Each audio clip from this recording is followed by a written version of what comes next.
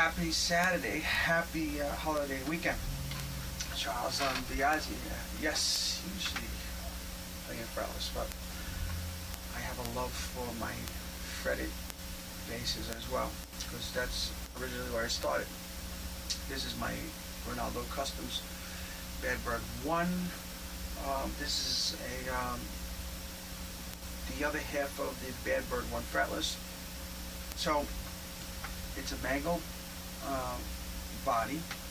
Now the back is the remainders of the other Bad Bird 1 fretless. They have the this would be the remains when they they cut it and book match it. It's got a nice figured Honduran mahogany neck shift, rosewood fingerboard. It's bound, hip shot ultralight clover leaves.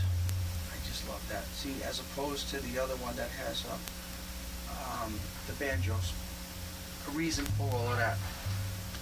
This is an aftermarket gold-plated brass Thunderbird replacement brick. This gives you a hell of a lot more adjustment. The intonation on this bass,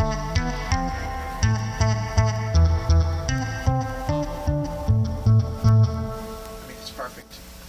It has to be, because I'm the same way with my fretless basses. My intonation has to be perfect. I don't just play, oh, you feel the note there. No, I play with the technique. You hit the note, and then you can warble around and do whatever you want. But the other success to this is the bell bronze frets. I own Warwicks. I've had many. I still have them.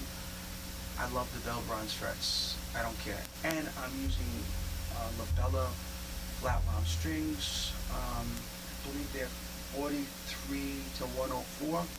Yes, flat wound strings, folks. Flat wounds. This is funny. This week I'm using the EMG concentric mid-range control. I swear to you, if this doesn't have the resonance of some of the settings of a wah bass, I don't know what to say. I don't think your ear's good enough. But yeah, I mean, it's just a great thing. Using a one-off Bartolini humbucking pickup. There's no crazy wiring on it. It's just 2 wires. That's it. I wish they would make me the other one, but that's not going to happen. But the main part of it is a demonstration of my amplifier setup, the one that I had pictured this with, which I'll do again. The bottom 4 cabinets are divided. They're taking a string sound, and the crossover is engaged. So here it is.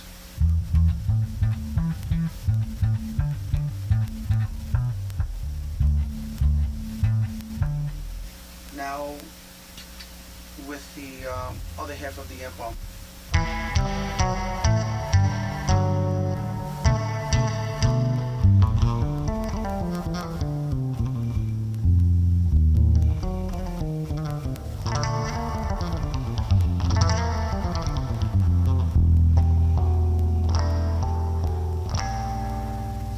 I have it,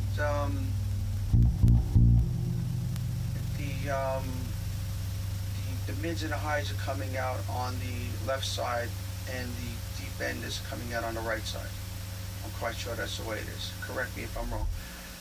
I am intentionally doing this so you can hear the separations if you're wearing headphones, so you can see what the amp is actually doing. I have the crossover engaged, so the lower 4 cabinets are collecting the low end. So when you're in front of this thing, I don't even have this power amp. I don't even think it's touching 1. I can't turn it up, and when I do turn it up, let me tell you something. Get out of the way, because it's as clear as that when it is loud. Believe me when I tell you that. I have comments. Oh, what are you gonna do with all that? You too. If I want to, I have a series parallel box. I can run my 200 watt Marshall major head. You've seen that already. I could run any of my other setups any of my other heads with it. Um, I don't need to take that off, you know. I mean, it's in the house. What the hell? I'm going to use it now. But that's my live rig. I don't use the old Marshall no more. Essentially, what I have there is equivalent to, when you break it all down, 7 10-inch speakers, but 7 powerful 10-inch speakers. The 2 top cabinets are 2x5s, so that's equivalent to 2 5-inch, say, speakers. And each one of those is 200 watts. The 2 under it are 4x5s. Each one of those is 400 watts. Right? Below it is 4 4x5 cabinets. So right over there is 1600 watts worth of power that my amplifiers are capable of pushing. This is the smaller amp, smaller power amp. Not what I would use out, but you know, I mean, I can't even turn this thing past 1. It's like the Marshall, you know. It's like the Marshall, but it's a different kind of a setup. It's portable, it's compact, and I can mix and match. So anyway, there it is. There's an explanation of it.